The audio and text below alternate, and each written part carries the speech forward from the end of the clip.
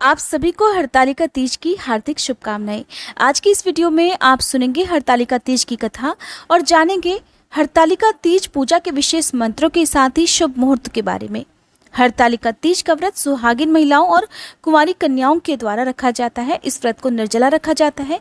जो भी महिला या कन्या इस व्रत को निर्जला रखने में सक्षम ना हो, वो इस दिन जल और फल के साथ भी इस व्रत को धारण कर सकती हैं। इस दिन विशेष मंत्रों का जाप करके भगवान शिव और मां पार्वती को प्रसन्न किया जा सकता है। ये मंत्र हैं: ओम शिवाय नमः, ओम उमाय नमः, ओम पार्वत्यै नमः, ओम जगद्धात्रे नमः, ओम जगत प्रतिष्ठाय नमः और ओम शांति रूपिण्ये नमः। ये थे पार्वती माता के मंत्र। अब जानिए भगवान शिव के मंत्रों के बारे में। ओम नमः शिवाय, ओम हराय नमः, ओम महेश्वराय नमः, ओम शंभवे नमः, ओम शूलपाणे नमः, ओम पिनाक वृषे नमः और ओम पशुपते नमः। हरतालिका तीज के दिन इन खास मंत्रों का जाप जरूर करना चाहिए। अब पहले सुन लीजिए व्रत की कथा, फिर जानिएगा शुभ मुहूर्त के बारे में। कथा सुनने से पहले हम सभी मिलकर ध्यान करेंगे। जिनके दिव्य केशों पर मंदार अर्थात आक के पुष्पों की माला शोभा देती है और जिन भगवान शंकर के मस्तक पर चंद्र और कंठ में मुंडों की माला पड़ी हुई है, जो माता पार्वती दिव्य वस्त्रों से और भगवान शंकर दिगंबर वेश धारण किए हुए हैं, उन दोनों भवानी शंकर को मैं नमस्कार करती हूँ। कैलाश पर्वत के सुंदर शिखर पर माता पार्वती जी ने श्री महादेव जी से पूछा कि हे महेश्वर, मुझसे आप वह गुप्त से गुप्त वार्ता कहिए जो सबके लिए, सब धर्मों से भी सरल और महान फल देने वाली हो। हे नाथ, अगर आप भली भांति प्रसन्न हैं तो आप उसे मेरे सम्मुख प्रकट कीजिए। हे जगन्नाथ, आप आदि मध्य और अंत रहित हैं। आपकी माया का कोई पार भी नहीं है। आपको मैंने किस प्रकार प्राप्त किया है? हे प्रभु, कौन से व्रत तप या दान के पुण्य फल से आप मुझे वर के रूप में प्राप्त हुए, ये सब कृपया पूर्वक वर्णन कीजिए। देवी पार्वती की बात सुनकर श्री महादेव जी बोले, हे देवी सुनो, मैं तुम्हारे सम्मुख अब उस व्रत को कहता हूँ जो परम गुप्त है। जैसे तारागणों में चंद्रमा और ग्रहों में सूर्य, वर्णों में ब्राह्मण, नदियों में गंगा, पुराणों में महाभारत, वेदों में साम और इंद्रियों में मन श्रेष्ठ है, वैसे ही पुराण और वेद सब में इसका वर्णन आया है, जिसके प्रभाव से तुमको मेरा आधा आसन प्राप्त हुआ है। हे प्रिय, उसी का मैं तुमसे वर्णन करता हूँ। सुनो, भाद्रपद मास के शुक्ल पक्ष की हस्त नक्षत्र संयुक्त तृतीया तिथि के दिन इस व्रत का अनुष्ठान मात्र करने से सभी पापों का नाश हो जाता है। देवी, तुमने पहले हिमालय पर्वत पर इसी महान व्रत को किया था जो मैं तुम्हें सुनाता हूँ। तब देवी पार्वती जी कहने लगी, हे प्रभु, इस व्रत को मैंने किस लिए किया था वह सुनने की मेरी इच्छा है, सो कृपा करके कहिए। शंकर जी कहने लगे, हे पार्वती, आर्यावर्त में हिमालय नामक एक महान पर्वत है, जहाँ अनेक प्रकार की भूमि अनेक प्रकार के वृक्षों से सुशोभित है, जो सदैव बर्फ से ढके हुए तथा गंगा की कल कल ध्वनि से शब्दायमान रहता है। तुमने बचपन में उसी स्थान पर परम तप किया था और 12 वर्षों तक लगातार जल में रहकर और वैशाख मास में अग्नि में प्रवेश करके कठिन तप किया। श्रावण के महीने में बाहर खुले में निवास कर अन्न त्याग कर तपस्या करती रही। तुम्हारे उस कष्ट को देखकर तुम्हारे पिता को बड़ी चिंता हुई। वे दुखी होकर सोचने लगे कि मैं इस कन्या का विवाह किससे करूं। इसी अवसर पर दैवयोग से श्री ब्रह्मा जी के पुत्र देवर्षि नारद वहां पधारे। देवर्षि नारद ने तुम शैलपुत्री को देखा। तुम्हारे पिता हिमालय ने देवर्षि को अर्घ्य पाद्य आसन देकर सम्मान सहित बिठाया और कहने लगे, हे मुनीश्वर, आपने यहाँ तक आने का कष्ट कैसे किया? कहिए, क्या आज्ञा है?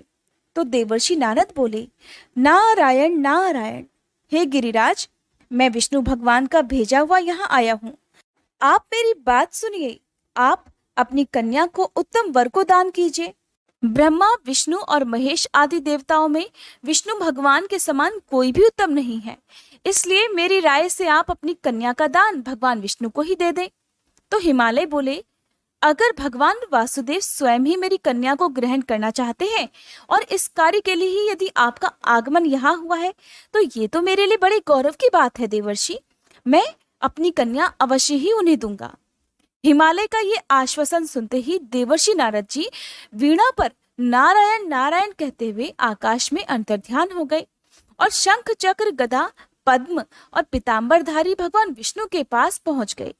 नारद जी ने हाथ जोड़कर भगवान विष्णु से कहा, नारायण नारायण, प्रभु आपका विवाह कार्य निश्चित हो गया है। इधर हिमालय ने पार्वती जी से बड़ी प्रसन्नता पूर्वक कहा, हे पुत्री, मैंने तुमको गरुड़ ध्वज भगवान विष्णु को अर्पण कर दिया है। अपने पिता के इन वाक्यों को सुनते ही देवी पार्वती अत्यंत दुखी और निराश हो गई। अपनी सहेली के पास गई और धरती पर गिरकर अत्यंत दुखी होकर विलाप करने लगी।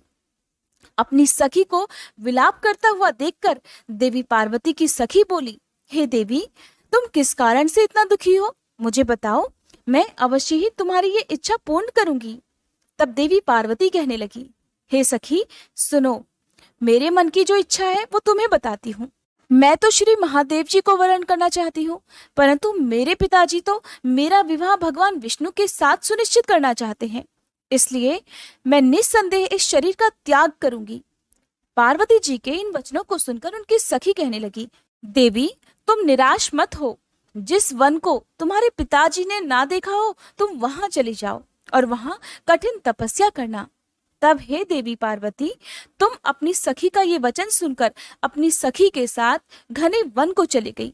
तुम्हारी सखी ने तुम्हारा हरण करके तुम्हें घने वन में पहुंचा दिया।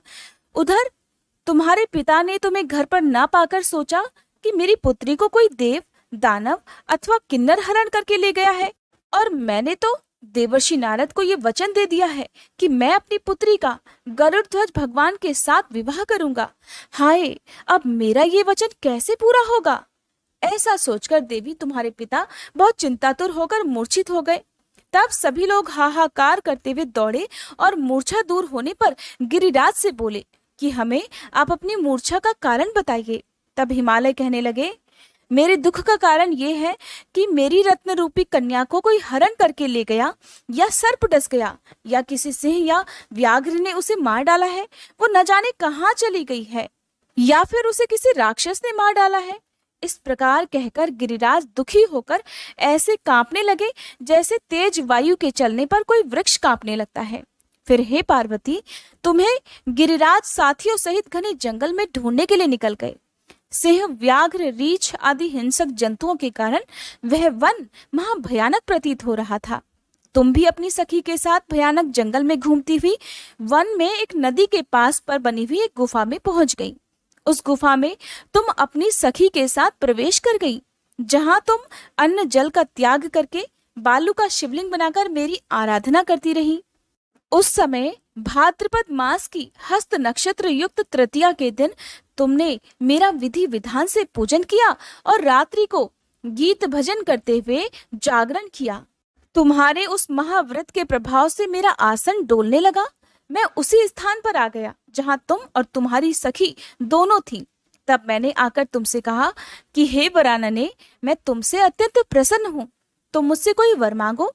तब तुमने कहा कि हे देव, यदि आप मुझ पर प्रसन्न हैं तो आप महादेव जी ही मेरे पति हो जाएं।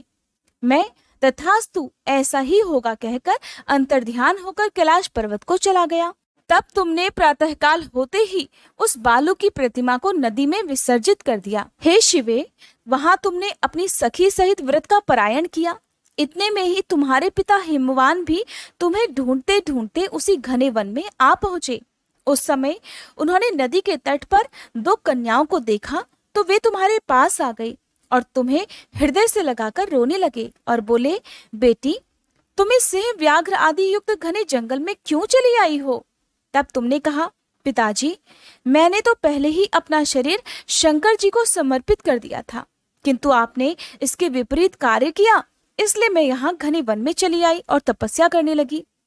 तुम्हारे दृढ़ निश्चय और कठिन तपस्या को देखकर हिमवान ने तुमसे कहा कि पुत्री, अब मैं तुम्हारी इच्छा के विरुद्ध ये कार्य नहीं करूंगा, और तुम जिनके साथ भी विवाह करना चाहती हो, मैं उन्हीं के साथ तुम्हारा विवाह अवश्य कराऊंगा।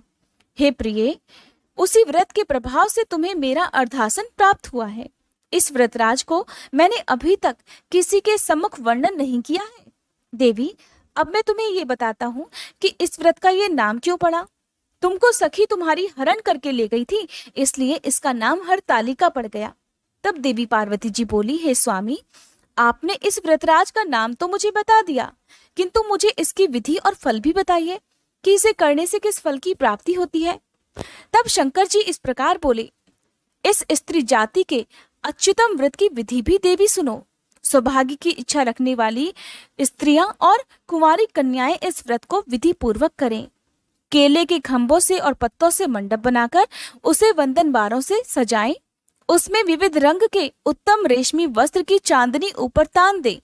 चंदन आदि सुगंधित द्रव्यों का लेपन करने के बाद स्त्रियां एकत्रित हो, शंख, भेरी, मृदंग आदि बजाएं।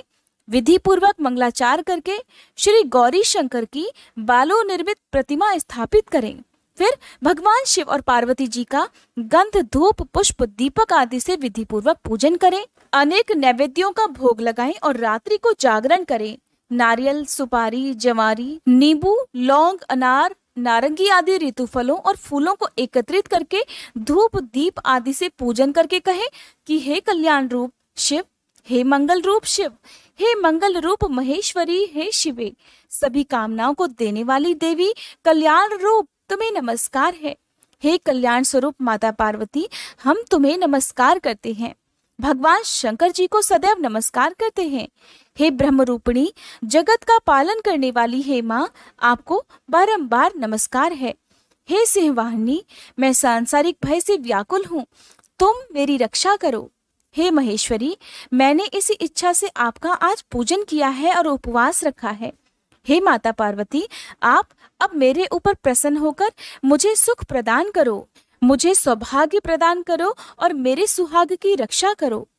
कुंवारी कन्याओं को इस प्रकार कहना चाहिए कि हे देवी पार्वती, आप मेरे इस व्रत को पूजन को स्वीकार करके मुझे मनोवांछित जीवन साथी प्रदान करो और मेरा दाम्पत्य जीवन सुखी करो।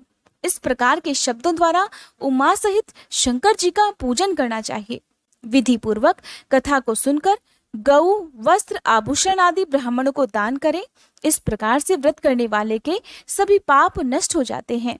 सुहागिन महिलाओं के सुहाग की रक्षा होती है और कुंवारी कन्याओं का विवाह जल्दी ही उनके मनपसंद जीवन साथी से हो जाता है। ये थी हरतालिका तीज की व्रत कथा। अब जानिए शुभ मुहूर्त के बारे में। तो 30 अगस्त मंगलवार के दिन इस बार हरतालिका तीज का व्रत रखा जाएगा। तृतीय तिथि प्रारंभ होगी 29 अगस्त सोमवार की दोपहर 3:22 से और समाप्त होगी 30 अगस्त मंगलवार की दोपहर 3:33 पर। इस दिन सूर्योदय का समय रहेगा सुबह 6:12, सूर्यास्त का समय रहेगा शाम 6:42 और चंद्रास्त का समय रहेगा रात 8:46 पर। प्रदोष काल का समय रहेगा शाम 5:57 से 7:27 तक। ब्रह्म मुहूर्त रहेगा सुबह 4:29 से 5:14 तक। अभिजीत मुहूर्त रहेगा सुबह 11:56 से 12:45 तक। अमृत काल का समय रहेगा शाम 5:38 से 7:17 तक। शाम की पूजा आप शाम 5:38 से लेकर शाम को प्रदोष काल के समय तक कभी भी कर सकते हैं और बाकी मुहूर्त में आप पूजा के लिए जो मूर्ति है वो भी बना सकते हैं। क्योंकि हरतालिका तीज का व्रत अगले दिन सुबह खोला जाता है और विसर्जन सूर्योदय से पहले किया जाता है, तो 31 अगस्त बुधवार को आप विसर्जन कर सकते हैं सुबह 6:12 से पहले और व्रत खोल सकते हैं सुबह 7:15 तक। अगर ये जानकारी पसंद आई हो तो प्लीज़ वीडियो को लाइक करके हमारे चैनल को जरूर सब्सक्राइब कीजिएगा।